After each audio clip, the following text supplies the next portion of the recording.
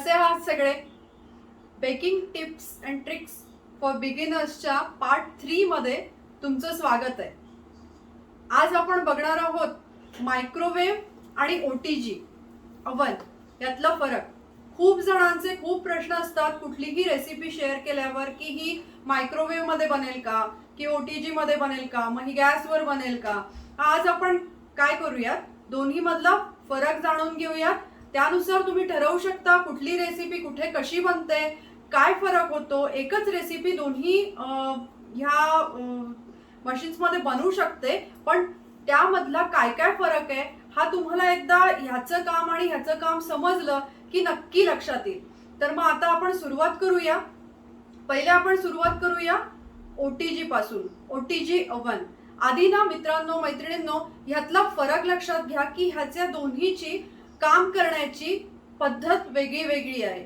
पूर्वी आपल्या गावाकडे किंवा घरी चूल असायची, भट्टी असायची. पूर्वी बेकरीमध्ये ना कोळशाची भट्टी किंवा अशी एक भट्टी कायम धगधगत असायची आणि मग त्याच्यामध्ये लोखंडी ट्रे जायचे आणि त्याच्यामध्ये ते कुकीज, ते बेकरीच्या छान नानकटाई वगैरे ते केले जायचे, तिथे केक केले जायचे. बरेच वेळा आमच्या गावाकडे असं होतं की आपण आपलं मिश्रण घेऊन जायचं त्यांच्याकडे आणि आपल्याला तेवढ्या मिश्रणात ते छान नानकटाई आणि कुकीज बनवून द्यायचे. ती मजा खूप छान होती. ती आता आपण सगळे मिस करतोय, कारण आता तशा कायम भट्ट्या धगधगत ठेवणं काही शक्य नाहीये. मग घरात काय करू शकतो, तर मग ही छोटी भट्टी आली. मग आता भट्टी तर धगधगत ठेवणं शक्य नाही, मग ही इलेक्ट्रिक वर आली, लाईट वर.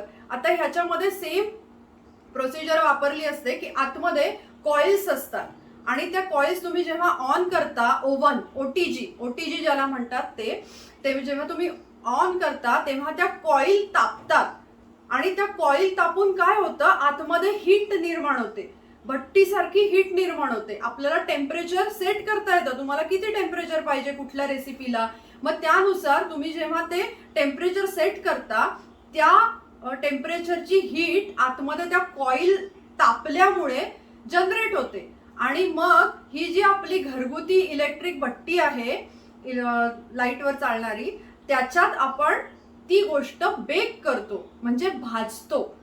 आलं लक्षात? जे आपण पूर्वी करायचो तेच आता मॉडिफाय पद्धतीने आपल्या घरात आलेलं आहे, कारण आता ती गोष्ट प्रॅक्टिकली करणं कोणालाच शक्य नाहीये. मग एक गोष्ट कायम लक्षात ठेवा, ओटीजी ओव्हन म्हणजे आपली ही भट्टीच आहे ज्याच्यामध्ये कॉइल तापतात आणि आतली गोष्ट भाजल्या जाते, त्याच्यामुळे ती खुरपूस होते, खमंग लागते. आलं लक्षात? पण एक सांगू का तुम्हाला, हे जेव्हा नव्हतं तेव्हा गॅसवरचे तंदूर किंवा ओटीजी म्हणायचे ते यायचे. तर गॅसवर सेम प्रोसिजर होती की ते आपण गॅसवर ठेवायचे, झाकण ठेवून ते तापवायचे, आतमध्ये हीट क्रिएट झाली की झाकण उघडून केकचा डबा किंवा कुकीज त्याच्यामध्ये ठेवायच्या आणि मग पुन्हा झाकण ठेवून ते भाजून घ्यायचं. आता सुद्धा आपल्या प्रत्येक रेसिपीमध्ये 3 पद्धतीचे आपण बेकिंगच्या पद्धती सांगतो किंवा बऱ्याच व्हिडिओमध्ये ते दाखवल्या जातात. गॅसवर एखाद्या, आता कुकीजचं हे घ्या, गॅसवर कुकीज करणं, ओव्हन मध्ये करणं आणि मायक्रोवेव्ह मध्ये करणं. पद्धत ओव्हन आणि गॅसच्या ह्याची सेम आहे की आपण हीट जनरेट करतो आणि ती गोष्ट भाजतो. त्या हीटमुळे ती गोष्ट भाजल्या जाते आणि छान खमंग खुरपूस होते. आता याचं काम कसं चालतं तुम्हाला एकदा मी दाखवते. हा जो ओटीजी आहे हा माझा 45 लिटरचा आहे. ह्याच्यामध्ये तुम्ही जर हा असा उघडलात तर ह्यामध्ये एक ही जाळी येते आणि ट्रे येतात आपल्याला. ते ह्या ट्रे मध्ये तुम्ही बेकिंग शीट घालून कुकीज किंवा तुमचं जे काही फ्लॅट हे असतं ते तुम्ही ह्याच्यामध्ये बेक करू शकता आणि ह्याच्यावर तुम्ही डायरेक्ट तुमचं केकचं भांडं किंवा कुकीज ट्रे ठेवून तुम्ही बेक करू शकता. याच्यामध्ये तुम्हाला दिसलं का की ह्याच्यामध्ये ना कॉइल्स असतात खाली वर आणि हा एक एक्स्ट्रा ट्रे असतो. तर वरती जे काही आपलं मटेरियल एखाद्या वेळेस सांडलं गेलं तर ते या ट्रे मध्ये पडतं आणि हा ट्रे फक्त तुम्ही क्लीन करू शकता, त्याच्यामुळे ओव्हन स्वच्छ ठेवणं कायम शक्य होतं. आता ह्याला काय आहे, इथे खाली कॉइल्स आहेत, ह्या कॉइल तापतात खाली आणि वरती ह्याला कॉइल्स आहेत. या कॉईल तुम्ही जे टेम्परेचर मेंटेन करता त्यानुसार ही कॉईल तापते. आता इथे बघाल तुम्ही तर इथे नॉब दिलेला आहे. हा पहिला नॉब आहे, हा टेम्परेचरचा आहे. ह्याच्यामध्ये 0 पासून 250 पर्यंत टेम्परेचर तुम्ही सेट करू शकता. हा नॉब जसा फिरवाल तसं तुमचं टेम्परेचर सेट होतं. दुसरी गोष्ट आहे की सिलेक्टर, तुम्हाला कुठल्या प्रकारचं बेकिंग हवं आहे. आता ह्यामध्ये बेक, टोस्ट, वॉर्म आणि ग्रिल आणि रोटी अशा प्रकारचे वेगवेगळे सेटिंग असतात. आता हे कशासाठी वापरले जातात तर जेव्हा तुम्हाला बेक करायचं असतं, म्हणजे तुम्हाला फक्त खालून हीट हवी असते, तेव्हा फक्त खालची कॉईल तापल्या जाते. टोस्टला तुम्हाला दोन्ही वरची आणि खालची कॉईल तापल्या जाते. असे प्रत्येक नॉबचे वेगवेगळे सेटिंग्स असतात. कायम एक लक्षात ठेवा, तुम्ही कुठलीही ही वस्तू घ्याल, कुठल्याही प्रकारचं ओटीजी घ्याल, त्यासोबत जे काही पुस्तक मिळतं, तुम्हाला बुकलेट मिळतं, त्या बुकलेट कायम जपून ठेवा. त्याच्यामध्ये तुम्हाला प्रत्येक रेसिपीला तुम्ही कुठला मोड सिलेक्ट करायचा आहे आणि त्या सिलेक्ट केलेल्या मोडला कुठल्या कॉईल तापतात हे तुम्हाला तिथे लिहिलेलं असतं. आणि एकदा तुम्हाला त्याची सवय झाली की मग तुम्हाला ती नेहमी बुकलेट बघावी लागत नाही. पण ह्या गोष्टी नक्की फॉलो करा. काही रेसिपींना लिहिलेलं असतं की यूज बोथ रॉड्स किंवा यूज ओनली लोअर रॉड. तर ह्या गोष्टी रेसिपीसाठी तुम्ही फॉलो करणं गरजेचं असतं. कधी कधी काय होतं, तुम्ही सगळं फॉलो करता आणि मग तुमचं जे ओव्हन असतं त्या ओव्हनच्या इन्स्ट्रक्शन तुम्ही फॉलो करत नाही. कधी कधी असतं की फक्त 1 कॉईल लोअर कॉईल ऑन करा जी बेक मोडला येते आणि तुम्ही दोन्ही कॉईल ऑन केलेल्या असतात. मग ती गोष्ट तुमची वरूनही जळल्या जाते, खालूनही जळल्या जाते. त्याच्यामुळे ते इन्स्ट्रक्शन्स कायम फॉलो करा. आणि सगळ्यात खाली हा जो नॉब आहे ना, हा टायमरचा आहे. तुम्ही जे टायमर सेट कराल त्या टायमरचा हे घड्याळ सेट होतं आणि नंतर ते टायमर झालं की अलार्म वाजतो, आपल्याला लक्षात येतं की आपली वस्तू बेक झालेली आहे. तर ह्या 3 गोष्टी कायम लक्षात ठेवा. आता माझा हा ओव्हन आहे, हा 45 लिटरचा आहे आणि जसं तुम्ही घ्याल त्या पद्धतीने तुमच्या ह्या ओव्हनची कॅपॅसिटी येते. ह्याचं वॅटेज असतं, किती तुम्ही वॅटचा ओव्हन घेताय, त्याची पॉवर कशी आहे, त्यानुसार सुद्धा तुमच्या केकचा किंवा तुमच्या कुकीजचा कुठलीही गोष्ट जी बेक करताय त्याच्यामध्ये त्या गोष्टीचा बेकिंग टाइम बदलू शकतो. एखाद्याचा ओव्हन छोटा आहे, ज्याचं वॅटेज कमी आहे आणि कॅव्हिटी पण कमी आहे, तर काय होणार, पटकन तापणार. जर तुम्ही 5 मिनिटाचं टायमर लावलंय तर तो कमी कॅव्हिटी असल्यामुळे लवकर तापतो. जास्ती वॅटेज असलं की पण आपलं ओव्हन लवकर तापतो. मग कमी वॅट असलेला ओव्हन, जास्ती वॅट असलेला ओव्हन, कमी कॅपॅसिटी असलेला, ह्या सगळ्या गोष्टी बेकिंग करताना आपल्याला लक्षात घ्याव्या लागतात. आणि काही गोष्टी ना मित्रमैत्रिणींनो, ह्या ट्रायल एररनीच येतात.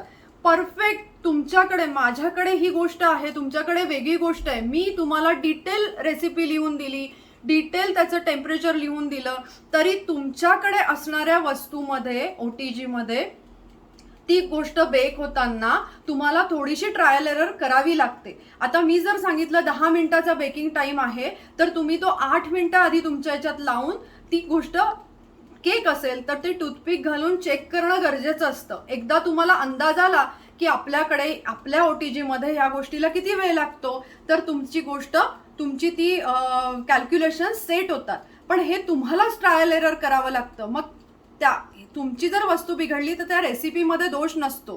त्याच्यामुळे ह्या बारीक सारीक गोष्टी आहे ना, ह्या आपल्याकडून काही चुकतायत का हे कायम लक्षात ठेवा. आता ओटीजी मध्ये तुम्ही बघितलं की ही एक भट्टी आहे, ही लाईटवर चालणारी भट्टी आहे. हे आत कॉईल तापतात, हीट जनरेट होते आणि आतली गोष्ट भाजल्या जाते.